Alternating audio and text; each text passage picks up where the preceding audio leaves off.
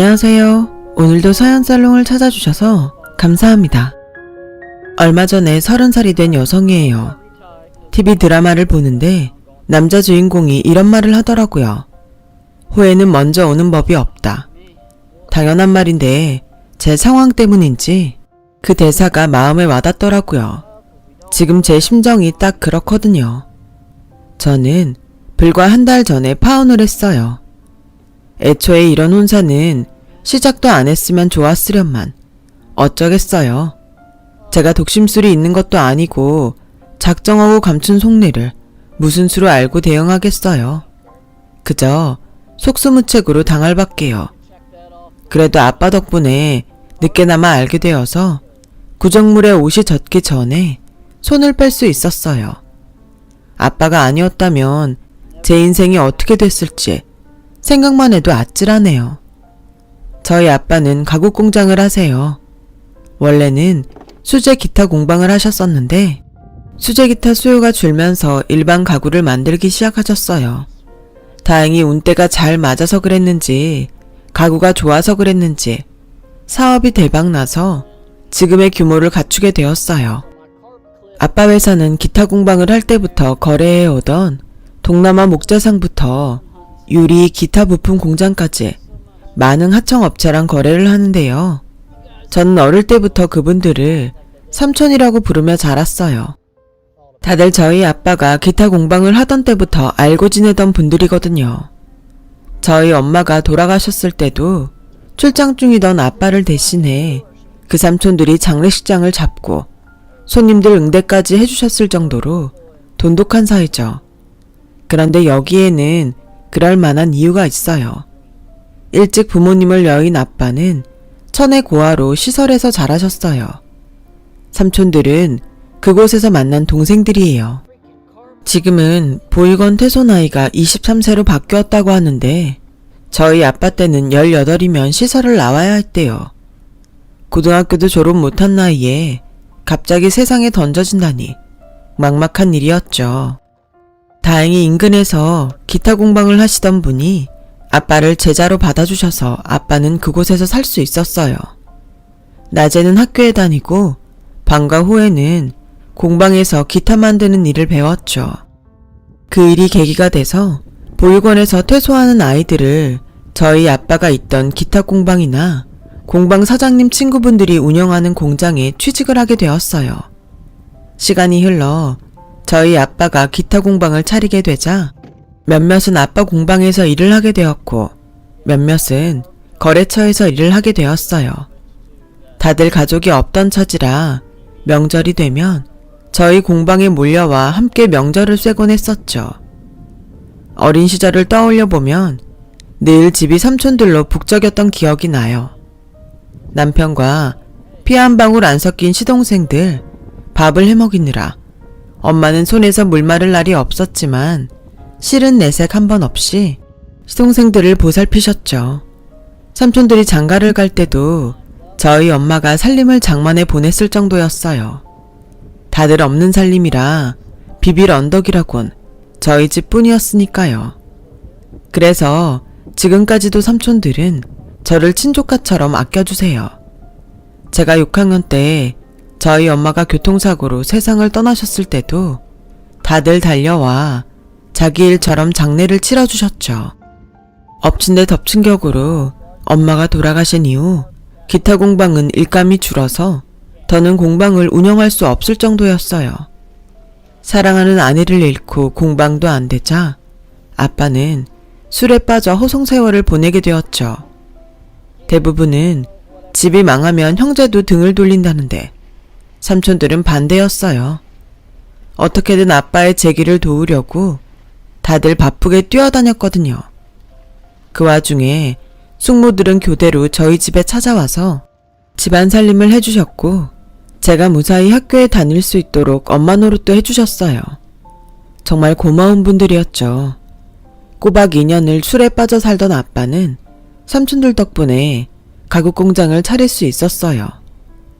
대형 가구 회사들도 매출이 줄어가는 형편이었지만 온라인 판매를 주로 하는 판매 전략이 잘 먹혔는지 아빠 공장은 점점 매출이 늘어갔어요. 그렇게 10년도 안 돼서 공장 규모는 처음보다 6배가량 커졌고 현재는 해외 수출도 할 정도가 되었죠. 그 사이 삼촌들 중에는 공장을 차려 저희 공장에 하청을 맡는 분도 있고요. 예전처럼 명절마다 모여서 함께 명절을 쇠지는 않지만 그래도 여전히 끈끈한 우정을 나누며 살고 있죠. 그런데 이 우정에 금이 가게 된 일이 생긴 거예요. 바로 제 결혼 때문에요. 제가 얘랑을 만나게 된 건 3년 전 봄이었어요. 친구들과 벚꽃 구경을 하러 여의도에서 만나기로 했는데 제가 그만 택시에 휴대폰을 놓고 내렸지 뭐예요. 폰을 바꾼 지 얼마 안 된 새 폰이라 약정 기간도 한참 남았는데 완전 낭패였어요. 친구 전화로 몇 번이나 전화를 걸어봤지만 받지 않더라고요. 사용한 지 한 달도 안 된 신형폰이라 좋은 사람도 욕심이 나긴 했을 거라 생각했죠. 그래도 손 놓고 있을 수만은 없어서 틈나는 대로 전화를 걸었어요. 하지만 신호음만 갈 뿐이었죠. 그날 화사한 벚꽃 아래서 행복하지 않은 사람은 저뿐인 것 같았어요. 그나마 남아있던 기대는 시간이 흐를수록 실망으로 바뀌었고 상황을 받아들일 수밖에 없는 처지였죠. 그렇게 허탈한 마음으로 집으로 돌아가려고 버스 정류장으로 향했는데 친구가 한 번 더 전화를 해보자고 하더군요. 그래서 믿져야 본전이란 생각으로 전화를 걸었는데 5번쯤 신호가 울렸을까요? 웬 남자가 전화를 받더라고요. 택시에서 휴대폰을 주웠는데 파출소에 가는 길에 급한 일이 생겨서 그러지 못했다고 했어요. 기다리는 동안 거의 포기 상태였던 저한테 그게 무슨 상관이겠어요? 휴대폰을 찾을 수 있다는데 말이죠. 그래서 제가 지금 찾으러 가겠다고 어디에 계시냐고 물었는데 글쎄. 그런데 이거 어쩌죠? 제가 지금 지방에 내려와 있거든요. 며칠 뒤에나 서울로 올라갈 것 같은데 며칠만 기다려 주시겠어요? 며칠이나요? 그러지 마시고 어디에 계신지 말씀해 주시면 제가 갈게요. 전화를 늦게 받은 것도 그렇고 남의 폰을 들고 지방까지 내려갔다는 것 자체가 못 믿었더라고요. 그래서 차비가 나가더라도 하루빨리 받아와야겠다는 생각뿐이었어요. 그런데 맙소사. 네? 제주도요? 기가 막혀. 제주도랍니다. 처음엔 거짓말을 하는 줄 알았어요. 제주도라고 하면 제가 거기까지 찾으러 가진 않을 거라고 생각하고 막 둘러댄 게 아닐까 했죠. 그래서 저도 질세라 제주도든 어디든 찾으러 가겠다고 했어요. 그래도 외국이 아닌 게 어디예요. 좋아요. 내일 아침 비행기 타고 바로 갈게요. 일단 항공권 사고 편명이랑 도착 시간은 문자로 남길게요. 죄송하지만 공항으로 나와주시겠어요? 이 정도로 밀어붙이면 그쪽도 알아서 꼬리를 내리겠거니 했는데 글쎄. 그러실래요? 그럼 문자 남겨주세요. 혹시 길이 엇갈릴지 모르니까 제 폰 번호도 알려드릴게요. 생각과는 다른 전개에 어라? 했죠. 제주도에 있다는 게 거짓말인 줄 알고 큰소리 쳤는데 진짜였더라고요. 그래서 결국 다음날 아침 제주도까지 휴대폰을 찾으러 가게 되었어요. 주말이라 항공권 가격이 엄청 올라서 거의 동남아 항공권 금액을 내고 당일치기로 제주도에 가게 되었어요. 그렇게 눈물을 머금고 제주도 공항에 도착했는데 날씨가 좋아서 그런가 기분이 너무 좋더라고요. 기왕 온 거 가까운 애월 해변이라도 들렀다 가고 싶었죠. 그때였어요. 누군가 제 어깨를 톡톡 두드리길래 돌아봤더니 우와, 진짜 잘생긴 남자가 저를 내려다보고 있지 뭐예요. 완전 제 스타일이었죠. 그 사람이 바로 제 예랑이었어요. 예랑의 모습을 보자 그동안의 의심은 순식간에 사라져버리고 말았어요. 이렇게 헤어지기는 정말 아깝다는 생각뿐이었어요. 그런데 글쎄 예랑이 자기 때문에 제주까지 내려오게 해서 미안하다며 밥을 사겠다지 뭐예요. 어쩌겠어요. 당연히 코를 외쳤죠. 그렇게 난생 처음 본 남자의 차를 타고 애월 해변까지 가서 회정식을 먹었어요. 불과 20분 전까지만 해도 항공료가 아까워 속이 쓰리던 저는 언제 그랬냐는 듯 아주 신이 나더라고요. 그렇게 반나절간의 제주 데이트를 마치고 서울로 올라오려는데 너무 아쉬워서 차마 발길이 떨어지지 않더라고요. 그런데 저만 그랬던 게 아니었던 모양이에요. 김포공항에 도착하자마자 얘랑이 문자를 보냈더라고요. 시간 괜찮으면 다음 주 주말에 같이 여의도로 벚꽃 구경 가자고 말이에요. 제가 밥을 먹으면서 그랬거든요. 사실 전날 친구들과 여의도에 벚꽃 구경을 갔었는데 하필 휴대폰을 잃어버리는 바람에 구경도 제대로 못하고 우울하게 돌아왔다고요. 그랬더니 그 말을 기억하곤 같이 가자고 그러네요. 안 그래도 얘랑이 마음에 들었던 차에 이게 웬 떡이냐 했어요. 제 얘기를 들은 친구들은 운명이니 어쩌니 소리를 해가며 호들갑을 떨었고 저는 약속날을 대비해 거금을 주고 원피스와 구두도 장만을 했어요. 하늘이 주신 기회 놓치지 않으려고요. 그렇게 벚꽃 나들이를 함께하게 된 우리는 이후 만남을 이어갔고 2년간의 열애 끝에 결혼을 하기로 했어요. 사귀는 동안 얘랑이 자기 집 얘기를 거의 하지 않았던 탓에 저는 얘랑의 가족관계조차 모르고 있었어요. 부모님께 결혼 승낙을 받으러 가기 며칠 전에서야 고등학교 때 부모님이 이혼을 하셨고 현재 엄마와 여동생과 함께 살고 있다는 얘기를 들었을 뿐이죠. 이혼 전까지 전업주부였던 어머님은 생계를 위해 보험 일을 시작하셨고 아직도 그 일을 하고 계시다고 했어요. 3살 아래 여동생은 2달 뒤 결혼을 앞두고 있다고 했고요. 저는 시험 전날 벼락치기 하듯 예비 시댁에 대한 정보를 숙지하고 얘랑을 따라 시댁에 가게 되었어요. 오래되긴 했지만 교통이 좋은 곳에 위치한 아파트에 살고 있더라고요. 집안 분위기도 정갈해 보였고요. 어머님은 보험 일을 오래 하셔서 그런지 사람을 대하는 게 꽤나 능숙하시더라고요. 덕분에 어색함은 덜했어요. 그런데 인사를 드리고 자리에 앉자마자 대뜸 그러시지 뭐예요. 우리 애한테 얘기를 들어보니 아버님이 꽤 큰 가구 공장을 하신다던데 어쩌나? 우리는 사는 형편이 이래서 내가 이혼할 때 남편한테 위자료도 한 푼 못 받고 쫓겨나다시피 해서 이날이 때까지 먹고 사는데 급급했거든. 재산이라곤 꼴랑 이 집 하나 있는데 그나마도 말이 작아지 은행 거나 진배 없어. 하우스푸어인 셈이지. 이런 집인데도 괜찮겠어? 친정이랑은 많이 비교될 텐데. 애미가 돼서는 가진 돈도 없고 하나뿐인 아들 결혼하는데 제대로 도움도 못 주고 어쩌나. 말끝마다 돈돈거리시는데 솔직히 듣기 거북했어요. 서울에서 30평 아파트를 가지고 살면 그렇게 못 사는 것도 아닌데 왜 자꾸 가난하다는 둥, 돈이 없다는 둥 그런 소리를 하시는 건지 이해가 안 되더라고요. 그렇다고 저희가 부모님한테 기대서 신접살림을 차리려는 것도 아닌데 말이에요. 애초에 결혼식과 신혼집은 얘랑과 제가 모아둔 돈에 전세대출을 받아서 해결하기로 했는데 말이죠. 얘랑을 통해 그 얘기를 들으셨을 텐데 자꾸 돈 없다는 얘기를 하시니까 다른 꿍꿍이가 있나 싶더라고요. 한참 어머님의 가난 타령이 이어지자 얘랑도 짜증이 났는지 돈 얘기 좀 그만하시라고 한 소리 했어요.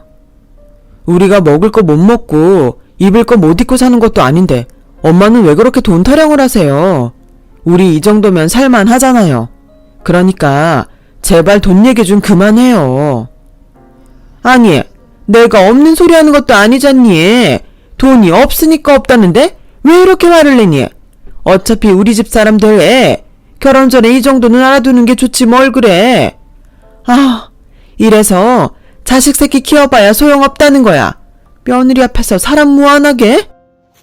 분위기가 안 좋아지자 결국 얘랑이 먼저 죄송하다고 사과를 했고 그제야 상황은 일단락이 났지만 밥 먹는 내내 모자의 표정은 좋지 않았어요. 그 바람에 저는 안 그래도 불편한 자리가 더 버겁게 느껴졌어요. 그렇게 불편한 분위기에서 밥을 먹어서 그런가 얼마 먹지도 않았는데 체해서 시댁에 앉아있는 내내 머리가 징징 울리고 식은땀이 날 정도였어요. 그런데도 어머님은 그간 살아오신 얘기며 굳이 저한테 안 해도 될 직장 이야기까지 줄줄이 언급하시며 도무지 얘기를 끊을 기미가 보이지 않았어요. 결국 제 상태를 본 예랑이 나서서 말을 끊었고 서둘러 시댁을 나올 수 있었어요. 그런데 신우이가 따라 나와 그러더라고요. 언니, 아까 우리 엄마가 한 말 너무 깊게 생각하지 말아요. 돈 없다는 말 우리 엄마한테 말버릇 같은 거니까요. 절대 언니한테 부담 주려고 하는 말 아니에요. 지난달에 나 상견례 할 때도 엄마가 시부모님 앞에서 하도 돈 없다 가난하다는 얘기를 해서 내가 얼마나 창피했나 몰라요. 별뜻 있어서 하는 말 아니니까 그냥 한 귀로 듣고 한 귀로 흘려요. 신우이도 결혼을 앞두고 있어서 그런지 비슷한 처지인 제 마음을 많이 헤아려 주더라고요. 사실 어머님 얘기를 들으면서 혹시 우리 집에 뭔가 바라는 게 있어서 하는 소린가 의심이 갔거든요. 그런데 신우이가 먼저 얘기를 해주니 한결 마음이 놓이더라고요. 그래서 이후로는 어머님이 돈 얘기를 하셔도 그러려니 하고 넘기게 되었죠. 그러지 말았어야 했는데 말이에요. 그러던 어느 날이었어요. 출근을 앞두고 아침을 먹으려는데 아빠가 뜬금없이 그러시는 거예요. 얘, 네 시댁 살림이 많이 어렵니? 갑자기 그게 무슨 소리예요? 알고 보니 상견례도 하기 전에 어머님이 저희 아빠 공장까지 찾아가 아빠를 만났더라고요. 아빠 표정을 보니 어머님이 무슨 소리를 했는지 대략 알겠더라고요. 저한테 그랬던 것처럼 돈 얘기를 꺼낸 게 분명했어요. 그래서 걱정 마시라고 말씀드렸죠. 서울에서 30평 아파트 살 정도니까 많이 넉넉하진 않아도 먹고 사는 게 힘든 집은 아니죠. 근데 그건 왜요?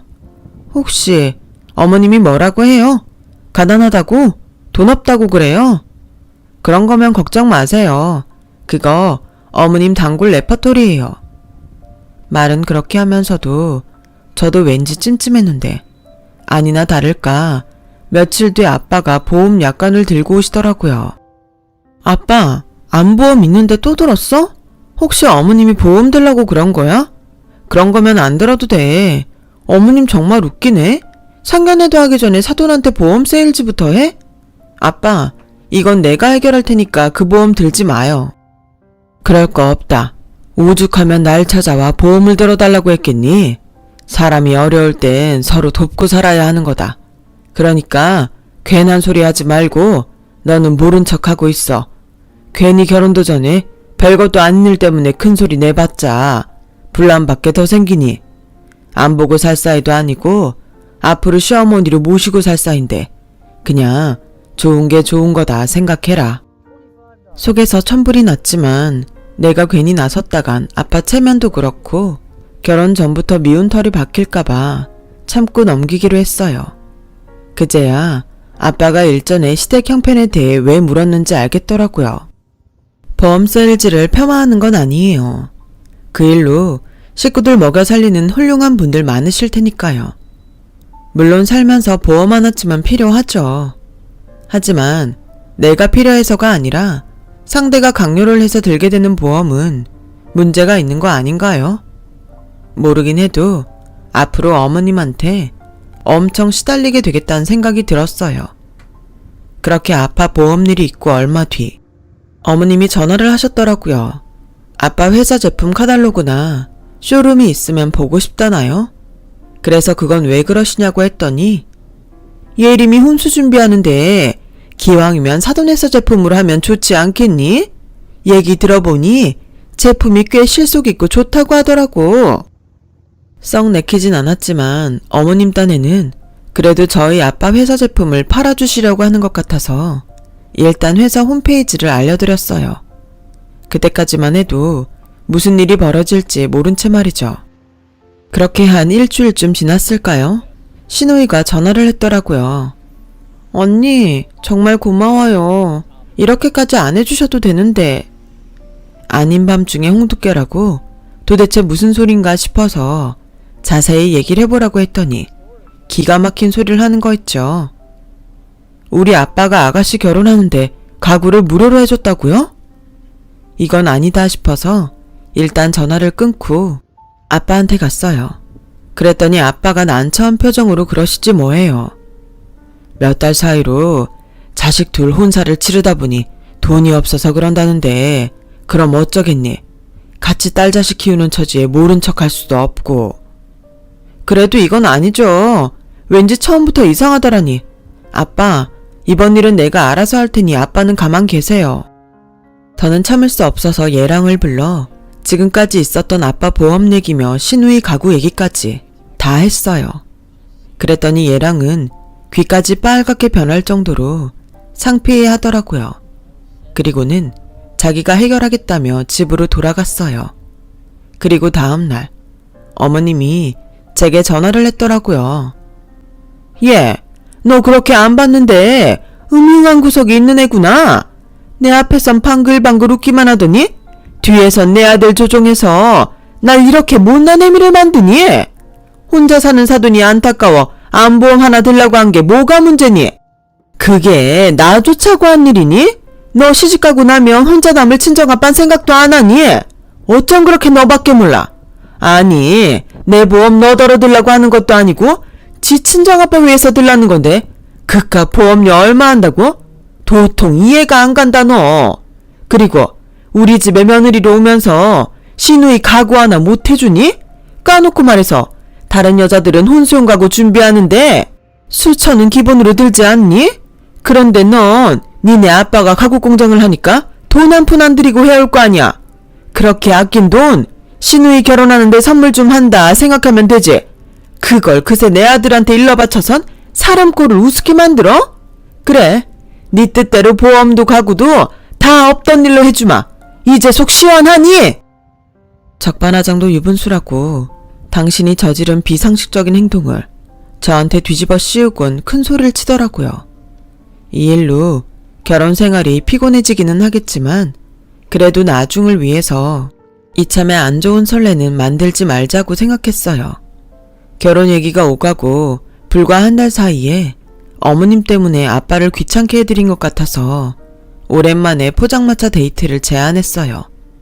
생각해보니 얘랑이랑 사귀기 전에는 아빠랑 종종 포장마차에서 데이트도 하곤 했었는데 남자에 미쳐서 그간 제가 아빠를 너무 외롭게 했더라고요. 이래서 자식 새끼 키워봐야 소용없다는 말들을 하는 거겠죠? 모처럼 평소 아빠가 단골로 가시는 포장마차에 갔는데 아는 얼굴이 있더라고요. 저 어릴 때부터 우리 집에 함께 살며 아빠한테 일을 배우던 삼촌이었어요. 지금은 따로 공장을 운영하면서 저희 아빠 회사 하청 일도 맡아서 하고 있어요. 삼촌은 저와 아빠를 보자 반갑게 인사를 하면서도 내심 불편한 기색이 보이더라고요. 그래서 아빠가 집에 무슨 일 있냐고 물었더니 아무 일 없다고 둘러대더라고요. 그렇게 셋이서 소주에 오돌뼈랑 꼼장어를 먹고 있는데 숙모가 삼촌한테 전화를 했더라고요. 평소 같으면 아빠랑 저한테도 전화를 바꿔줬을 텐데 웬일인지 그날은 전화기를 들고 밖으로 나가지 뭐해요. 그래서 부부 사이에 은밀한 얘기를 하려나 보다 했는데 포장마차 밖에서 격양된 삼촌 목소리가 들리더라고요. 얼핏 듣기에 누군가 삼촌 공장에서 공짜로 물건을 가져갔다는데 아무래도 그게 저와 관계된 사람 같았어요. 순간 떠오른 사람은 어머님이었지만 설마 했어요.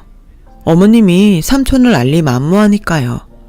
통화를 마친 삼촌은 애써 밝은 표정으로 다시 술잔을 들더라고요. 하지만 사람 촉이란 게 있잖아요. 왠지 불길한 예감이 들어서 대놓고 삼촌한테 물었죠. 혹시 누가 내 이름 대고 공장에서 물건 가져갔어? 통화 내용 얼핏 들으니까 그런 것 같던데? 그 말에 삼촌은 순간 당황하더니 이내 아니라고 손사래를 치더라고요. 하지만 한 해 뒤에 삼촌을 보고 산 게 아닌데 거짓말을 눈치 못 채겠어요. 그래서 추궁을 했더니 그제야 난처한 표정으로 얘기를 하더군요. 예상대로 삼촌 공장에서 공짜로 물건을 가져간 건 어머님이었어요. 제가 아빠 공장에서 시누이 혼수 가구를 못 가져가게 했더니 삼촌 공장까지 찾아가 혼수를 챙겨간 거였죠. 숙모가 그 사실을 알고 노발대발했고 중간에서 삼촌은 벙어리 냉가슴을 앓게 된 거였어요. 전에 납품건으로 형 회사에 갔다가 너희 시어머니 될 사람을 우연히 보게 됐어. 내 딴엔 인사나 하려고 했는데 다짜고짜 보험 얘기를 하더라고요. 그날은 일이 바빠서 그냥 돌아왔는데 어떻게 알았는지 다음날 공장으로 찾아오셨더라고. 너도 알다시피 내가 뭘 아니? 보험이니 그런 건 다 네 숙모가 알아서 하지. 그래도 네 시어머니 될 사람인데 내가 매몰차게 거절했다가는 괜히 내 조카 시집살이 시키는 게 아닐까 걱정이 돼서 하나 들어주긴 했어. 근데 얼마 지났나? 뜬금없이 와서는 혼수 가구를 보여달라고 하더라고. 난 네가 쓸 거 고르는 줄 알고 뭐든 공짜로 가져가라고 했는데 알고 보니 자기 딸 혼수였더라고. 청첩장 내밀면서 오라고 하길래 그때 알아챘어. 그래서 오해가 있었던 것 같다고 대금 처리를 해주셔야겠다고 했더니 안 된다지 뭐냐. 자기는 공짜로 준다고 해서 가져간 거라나? 잘못이 없다나? 참, 그 사실을 네 숙모가 알고는 당장 돈 안 받아오면 이혼이라고 난리를 치는데 네 입장도 그렇고 중간에서 정말 미칠 노릇이다. 삼촌 얘기를 듣고 너무 창피해서 고개를 들 수 없더라고요.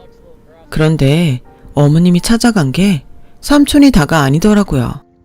어떻게 알았는지 아빠 공장 하청을 받고 있는 업체들마다 죄다 찾아가선 보험 강요에 심지어 자기 딸 청첩장을 뿌리고 다녔더라고요. 묵묵히 그 얘기를 다 들은 아빠는 연거푸 소주잔을 기울이시더니 조용히 자리에서 일어나셨어요. 아빠는 집에 돌아와서도 아무 말씀이 없으셨지만 그래서 더 겁이 났어요. 왜 사람 좋고 조용한 사람이 화나면 정말 무섭다고 하잖아요. 저희 아빠가 그런 스타일이었거든요.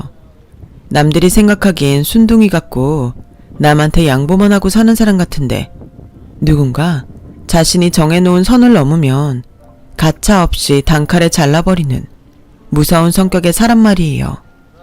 아빠 성격을 잘 아는 저로서는 그때 이미 이 결혼은 끝이 났다 생각했어요. 그렇게 며칠이 지난 어느 날 드디어 일이 터지고 말았어요. 어머님이 다급한 목소리로 전화를 했더라고요. 당장 와서 저희 아빠를 데려가라고 말이에요. 그래서 어머님이 다니는 보험사로 달려갔더니 어머님이 발을 동동 구르며 난리를 치더라고요. 그런데 아빠가 보이지 않는 거예요. 그래서 아빠는 어디 있냐고 물었더니 글쎄 점장실에 있다지 뭐예요. 잘 들어? 혹시라도 네 아빠 때문에 나 회사에서 잘리면 가만 안 있을 줄 알아. 그러니까 당장 네 아빠 끌고 가. 아, 뭐하고 있어? 그때였죠. 점장실 문이 열리고 안에서 점장이 나와 어머님과 저한테 잠깐 들어오라고 하더라고요. 박점순 씨, 이분 말씀이 사실입니까? 고객한테 상품을 강매한 것도 모자라 고객을 속여 대금도 치르지 않고 가구를 가져갔다는 게 말입니다. 아니, 다른 사람도 아니고 어떻게 사돈될 분을 상대로 이런 짓을 벌입니까? 입 있으면 말씀해보세요. 그러자 어머님은 손을 부들부들 떨면서 입에 침도 안 바르고 거짓말을 해대기 시작했어요. 자기는 강매를 한 적도 공짜로 물건을 가져온 적도 없다고 말이죠. 다만 카드 결제가 안 된다고 해서 현금을 뽑아주려고 했던 건데 그쪽에서 오해가 있었던 모양이라고 말이죠. 그러자 아빠가 양복주머니 안에서 물품 대금 서류를 꺼내 내밀었어요. 그 말은 이 대금을 물을 의사가 있다는 얘기네요. 그럼 결제는 언제 해주실 겁니까? 말씀대로 제 동생 공장은 소매를 하는 곳이 아니라서 카드 결제는 불가능합니다. 혼수용 최고급 가구로만 골라가셔서 가격이 꽤 됩니다. 청구서를 받아든 어머님은 순간 눈이 번쩍하더니 버럭 소리를 질렀어요. 아니, 2,700? 이걸 나보고 다 내라고요? 세상에 말도 안 돼? 270이면 몰라도 나 이 돈 절대 못 내요. 아니, 수익 가구도 아니고 이름도 없는 하청업체 물건을 내가 왜 이 돈을 주고 삽니까? 사돈간에 눈탱이 치려고 작정한 거 아니에요? 그러지 않고선 어떻게 이런 가격을 매겨와요? 나 이 돈 못 줘요. 뼈 빠지게 번 돈을 이렇게 못 날려요. 그럼 그 가구 만드느라 뼈 빠지게 고생한 사람한테 사기쳐서 뺏는 건 괜찮습니까? 자기 돈은 그렇게 끔찍히 생각하는 사람이 왜 남의 돈은 그렇게 쉽게 생각합니까? 비싸다고요? 이름 없는 하청 제품이라고요? 그럼 그걸 알면서도 왜 그렇게 잔뜩 가져갔습니까? 그 댁 딸 혼수 가구에 돌침대도 3개나 가져갔더군요. 애초에 공짜로 챙길 욕심에 잔뜩 가져간 거 아니었습니까? 그래놓고 비싸다고요? 돈 아까워 못 주겠다고요? 그럼 댁한테 그 큰 돈을 이유 없이 뜯긴 사람은 어떤 심정일 것 같습니까? 입 있으면 말해보세요. 당신이 저지른 짓은 칼만 안 들었지 강도들이라는 못돼 먹은 짓이에요. 댁이 지금껏 인생을 어떻게 살아왔는지 내 알 바 아니지만 지난 한 달 동안 당신이 벌인 짓을 보니 대충 알만합니다. 거지근성으로 똘똘 뭉친 철면피, 그게 댁의 모습이라고요. 나한테 강매한 보험, 내 하청업체에 찾아가 강제로 들게 했던 보험들 당장 철회하고 가구대금 이번 주 안으로 완납하세요. 안 그랬다가는 형사고발 들어갈 겁니다. 아, 그리고 댁 같은 인간한테 내 딸 못 맡기겠습니다. 그러니 애들 결혼도 없던 걸로 하자고요. 이번 일로 혹여 우리 애를 귀찮게 한다거나 해코지라도 했다간 그땐 법정에서 보게 될 줄 아세요. 그 길로 아빠는 제 손을 잡고 점장실을 나왔어요. 따라 나온 점장님은 아빠한테 몇 번이나 고개를 숙이며 죄송하다고 사과했고 이번 일은 자신이 책임지고 처리하겠다고 약속을 하더라고요. 결국 그 일로 어머님은 보험사에서 잘리게 되었고 가구대금은 대출을 받아 완납을 했더라고요. 공짜로 챙길 욕심에 돌침대를 3개나 가져가는 바람에 방이며 거실까지 돌침대를 깔아두게 되었죠. 그 일로 얘랑은 집을 나왔어요. 창피해서 자기 엄마랑 더는 못 살겠다면서 말이에요.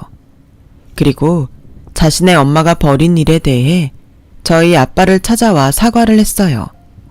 하지만 이미 마음이 돌아선 아빠는 사과는 받겠지만 결혼만큼은 절대 안 된다고 못을 박으셨죠. 솔직히 얘랑을 생각하면 가슴이 아리지만 어디 천륜을 끊기 쉽나요? 결혼하면 당장은 아니래도 언젠가는 싫어도 어머님을 보고 살아야 할 텐데 도저히 그렇게 살 자신은 없더라고요. 그래서 눈물을 머금고 파혼을 했어요. 아빠는 이번 일로 마음고생을 한 산촌들을 찾아다니며 사과를 하셨어요. 그리고 한 가지 못을 박으셨죠. 앞으로 누구든 아빠와 저를 팔아 물건을 강매하거나 가구를 공짜로 가져가려고 하면 주저 말고 바로 거절하라고 말이에요.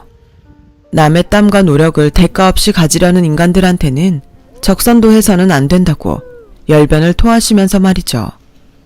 비록 이번 일로 엄청난 후회를 하게 되었지만 다시는 후회를 하는 일 없도록 앞으론 정신 바짝 차리고 살아보려 합니다. 그래야 절 사랑하는 사람들한테도 피해가 안 갈 테니까요. 긴 얘기 들어주셔서 감사드립니다. 항상 건강하시고 행복하세요. 여러분, 사연 댓글에 응원과 현명한 조언 부탁드려요. 좋아요와 구독은 저에게 큰 힘이 됩니다. 오늘도 좋은 일 가득하세요.